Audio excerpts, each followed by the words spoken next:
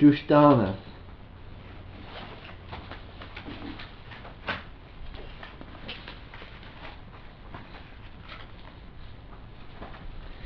Dusthāna, sthana means the place, and du comes from the word dukkha,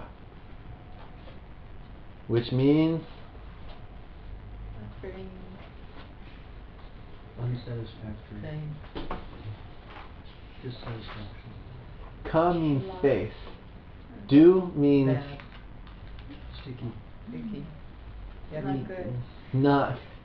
Su is good, du is not good. Okay? So it's not good, ka, space. Alright. Dukkha. And so we get Dusthāna from dukkha, sthana. Dusthāna. Yeah.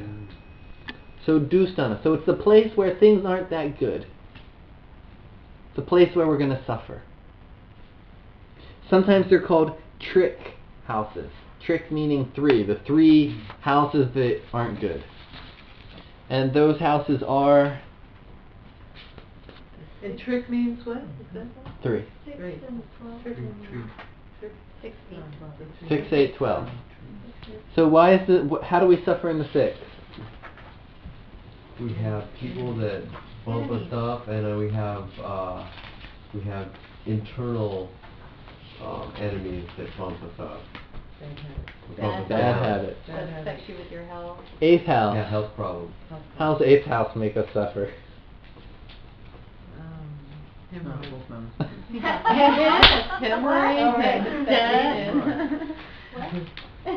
Hemorrhoids.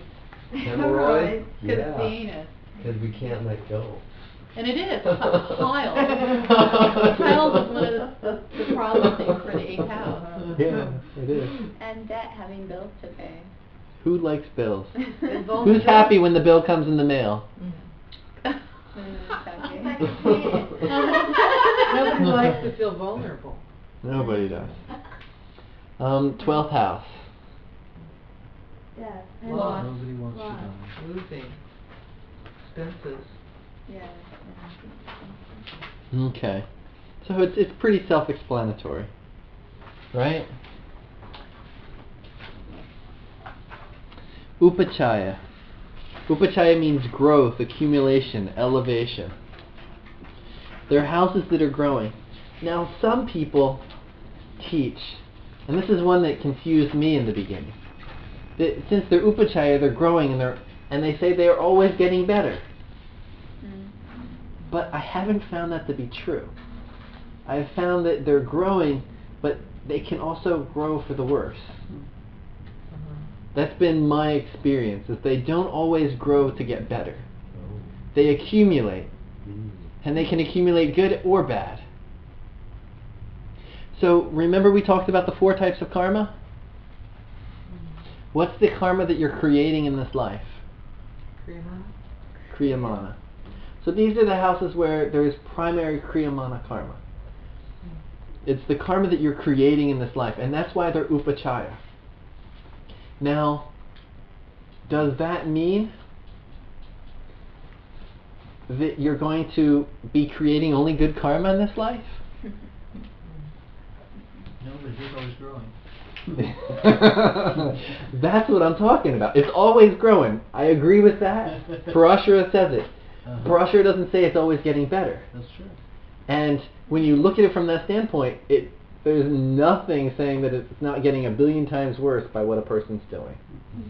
If we look at the 3rd and 6th house, the 3rd house is how we get things. It's our hand. It's how when we want something, how are we going to get it?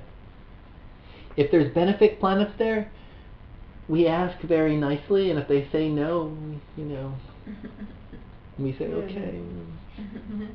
If there's malefics there, then you take and you say, oh, by the way, I ate the rest of your ice cream. You ask afterwards, okay? It's it's the person grabs, they take. It's a harsher. So malefics in that house get more done. Benefics get less done. But look at the karma that goes along with both of them. Okay? So from a material perspective, malefics are good there. From a spiritual perspective, benefics are good there. From a material level, benefics are terrible there. Okay? Say again? I don't have any plans in any of that stuff. Well, what's the Lord? The third house. Yeah, well, What's the Lord?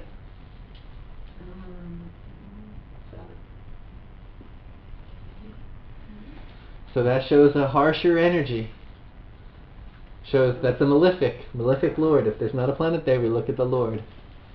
So if it's a benefic lord with a malefic in it, do you have a The chance? the planet takes Okay. predominance. Now, I remember Sanjay saying that Upcahayas, you have some free will around those houses. Kriyamana karma. The karma that you're creating in this life. So you have to really work if you have malefics there on being a nicer person. Nonviolent communication is what I recommend. If malefics in the third, the remedy is nonviolent communication classes. What about Bottom line. Huh? Nope, Mars in the 10th.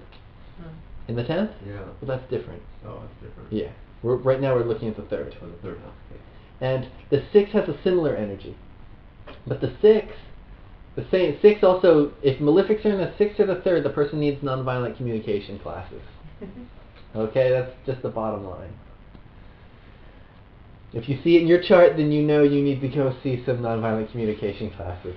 the Lord too.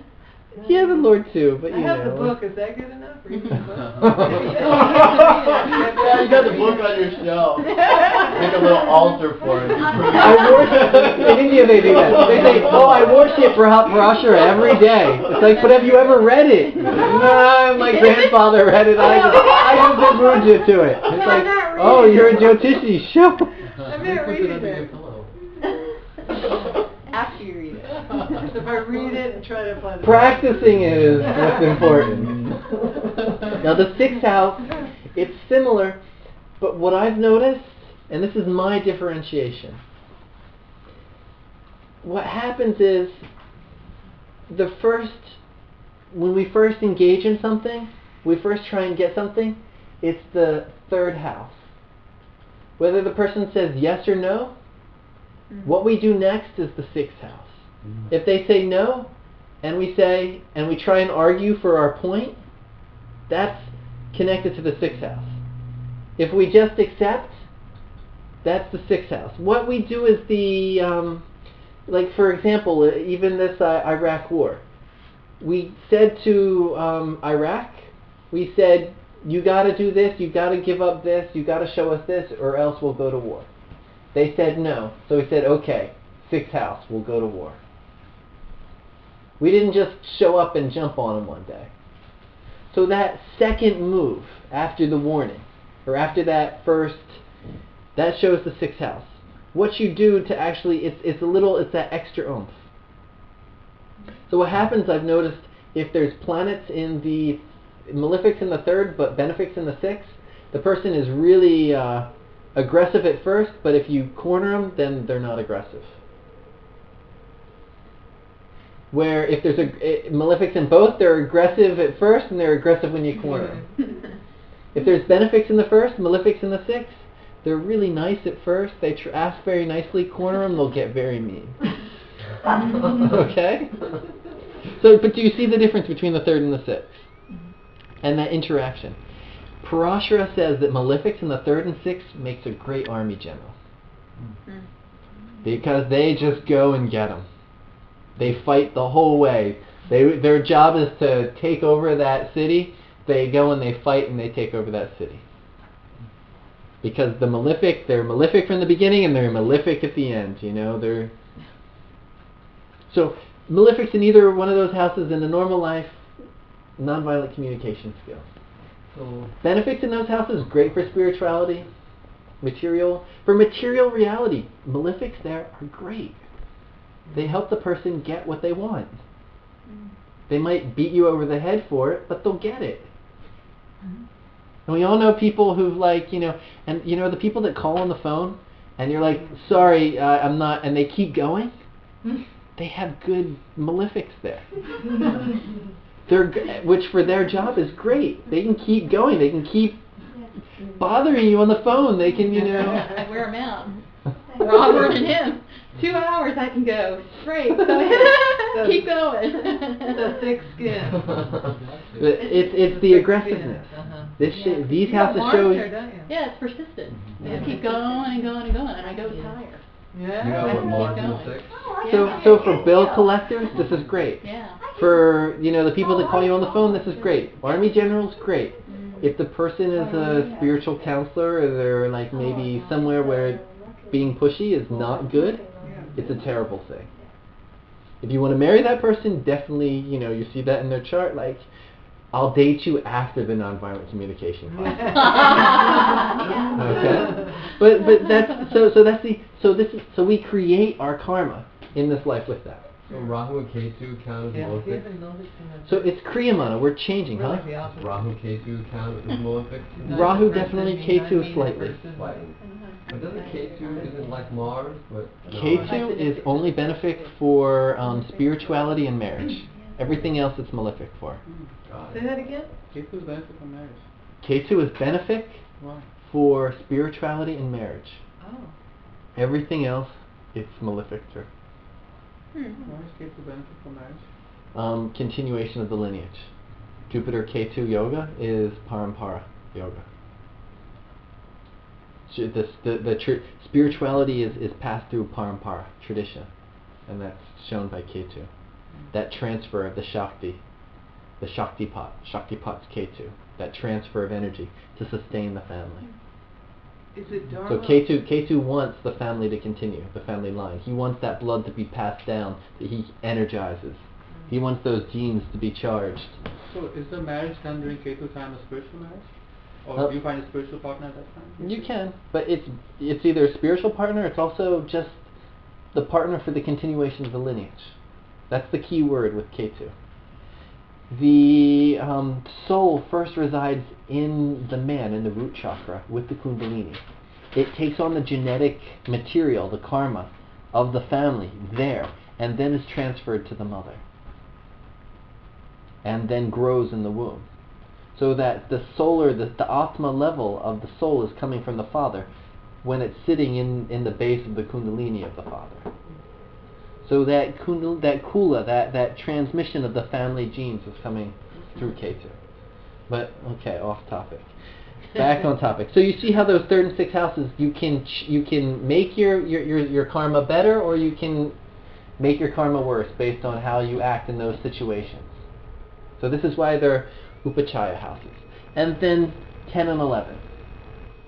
What work we do and what we get from it. What work we do and how we spend our money.